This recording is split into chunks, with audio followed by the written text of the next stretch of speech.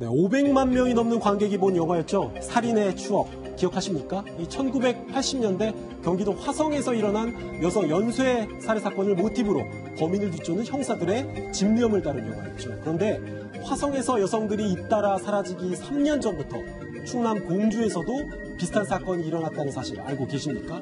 이 화성에서는 1986년부터 1991년까지 총 10명의 여성이 희생됐는데 공주에선 이보다 앞선 1983년부터 87년까지 총 6명의 여성이 잇따라 목숨을 잃었죠. 이 여성을 납치하고 성폭행한 다음에 살해하는 범행 수법도 유사했고 시기도 86년, 87년 이렇게 1년가량 겹치기도 했는데요.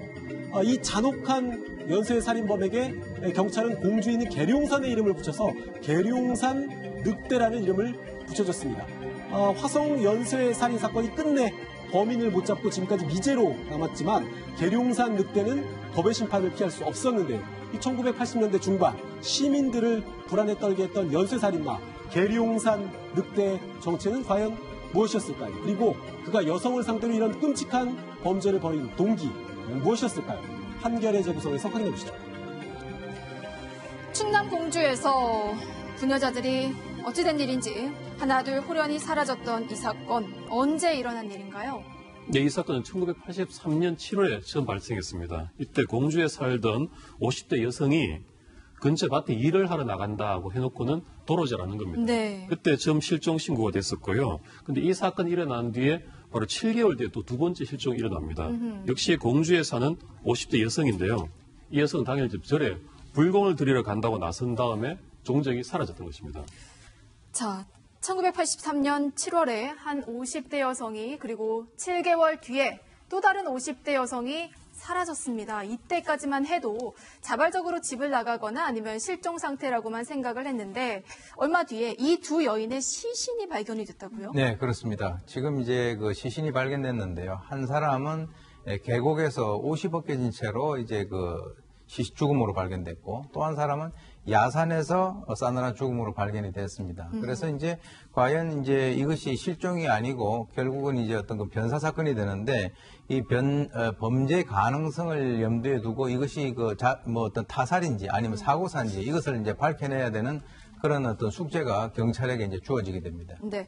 그렇게 두 사건이 단순 변사 처리되고 6개월이 지났을 무렵에 두 부녀자의 죽음이 범죄에 연루된 것 아닌가 하는 의심을 하게 만드는 사건이 발생합니다. 어떤 사건인가요? 이 1984년 8월 19일이었습니다. 여름이었죠. 여름이었는데 20대 여성이 평소에 익숙했던 길을 대낮에 걸어가고 있었습니다. 그런데 갑자기 옆에 있는 숲에서 한 남성이 뛰어들어 나오더니 흉기를 가지고 이 여성을 위협을 합니다. 순순히 따라오지 않으면 죽이겠다. 이렇게 협박을 하는 겁니다.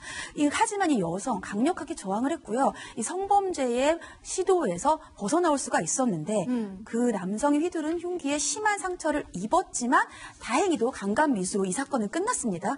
하지만 이 끔찍한 사건이 그 당시에 마을에 퍼지면서 부녀자들이 공포에 휩싸이게 만들었던 사건이 발생한 겁니다. 산으로 끌고 가서 성폭행을 시도했다. 그럼 앞서 사망한 피해자들에게도 성폭행 흔적이 있는지 좀 살펴봐야 되겠는데요. 근데 이번 이제 사건에서 저도 좀 의아하게 생각하는 것이 이 두 사람에 대한 어떤 죽음의 원인을 밝히기 위해서 부검을 했는데 그때 당시에는 어떤 성폭행 흔적이라든가 이런 것이 명시가 되지 않았어요. 만약에 그 당시에 성폭행 그 흔적이 명시가 됐다면 그것은 바로 어떤 그 범죄 사건으로 이제 그 입건을 해야 되는 그런 사안인데 지금 그와 유사한 그 시기 또는 유사한 지역에서 분명히 이 어떤 피해자가 살해당하지 않고 생존해 있다라고 하는 것은 이 강간 사건이라든가 또는 연쇄살인이라든가 이런 것에 있어서 굉장히 중요한 의미를 갖습니다.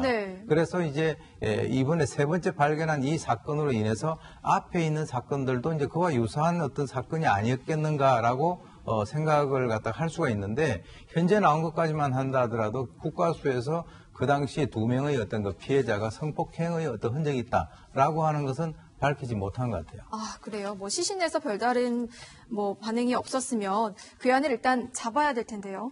네. 이 성폭행 미수 사건이 일어나고 한 달, 그리고 한 1년 정도는 이게 잠잠했습니다. 그런데 1년 뒤인 1985년 8월에 공주에 있는 한 고갯길 근처의 계곡에서 여성 변사체가 새롭게 발견됐습니다. 완전히 부패돼서 뭐 형체를 알기 어려운 상황이었고 사인조차 뭐 규명할 수 없었는데 잇따라 부녀자가 사라지고 납치 위협에 빠지고 또 변사체로 발견되니까 범인을 잡기는 잡아야 하는데 범인을 추정할 수 있는 단서가 현장에는 아무것도 없었습니다. 그리고 이번에 이제 부패된 채 발견된 시신이 발견된 곳, 이 계곡이라서 목격자도 없고 사건은 점점 이제 미궁으로 빠져들기 시작했죠. 자, 사망한 여성도 그러면은 앞서 피해자들처럼 같은 주민의 여성이었나요? 조금 이 상황이 안 좋았던 것이 이 여성이 외지인이었기 때문에 실종 신고조차가 안 돼 있었던 겁니다. 그래요. 그래서 시신이 발견되기 전까지 어떤 수사도 이루어지지 않았던 것입니다.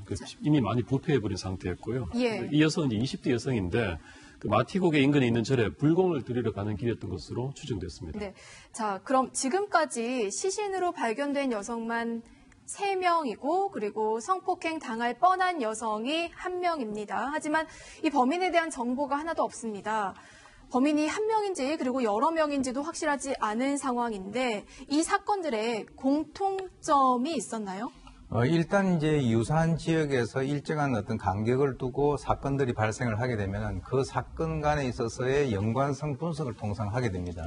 이것이 이제 일종의 이제 범죄 프로파일링의 기법을 사용을 해서 이제 이루어지는데 지금까지는 3명이 시신으로 발견되고 1명이 성폭행 미수로 피해를 입은 것이죠. 그런데 이 피해자들이 전부 다 혼자서 집을 나간 그 여성들이었다라고 하는 거, 그리고 이제 살인 전에는 성폭행이 있었을 것으로 추정이 된다라고 하는 점, 그리고 이 시신들이 전부 야산이라든가 계곡에 유기가 돼 있다라고 하는 이런 어떤 공통점, 즉 다시 말해서 이 각 개별에 있어서의 사건 간에 있어서의 공통점이 지금 현재 관찰된다라고 하는 그런 측면에서는 이것이 혹시 연쇄살인이 아닌가라고 하는 그런 측면에서 접근을 해 나갈 수 있는 그런 부분이죠.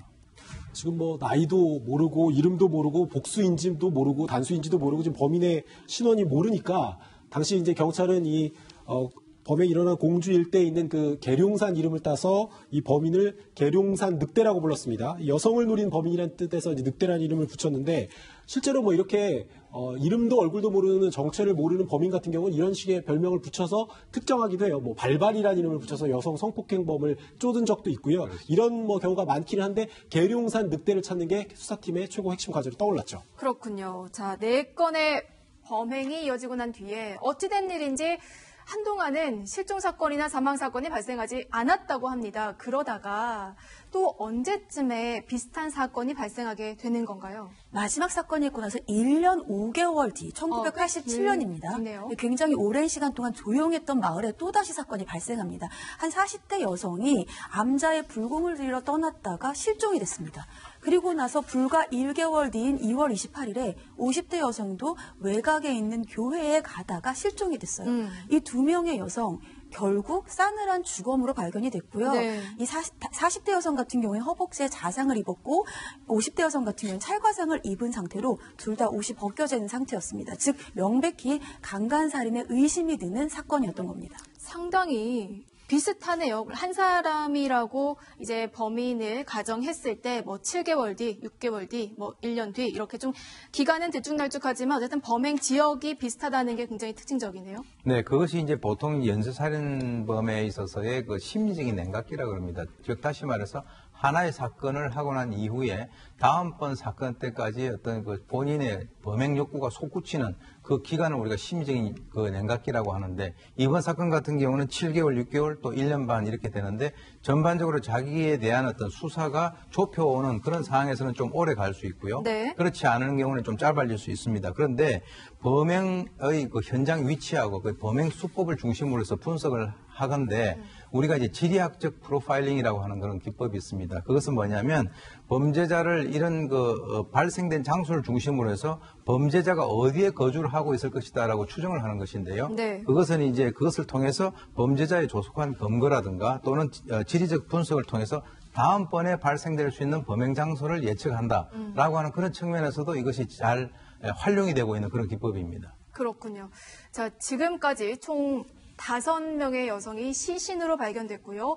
1명은 야산에서 성폭행을 당할 뻔했습니다. 당시 해당 지역이 상당히 공포에 휩싸여 있었을 것 같은데 이 상황에서 혹시 또 다른 피해자가 나왔나요? 네, 지금까지 발생한 범죄만도 6건 아닙니까? 근데 6건 마지막 범죄가 발생한 지 바로 한 달 만에 또 다른 사건이 발생합니다. 굉장히 기간이 또 짧네요, 이번에는. 예. 포장마차를 운영하던 40대 여성이 피해자였는데요. 상수도 호수를 점검하러 간다면서 나간 뒤에 바로 그 실종지 근처에서 눈 언저리에 피멍이 된 시신으로 발견된 겁니다.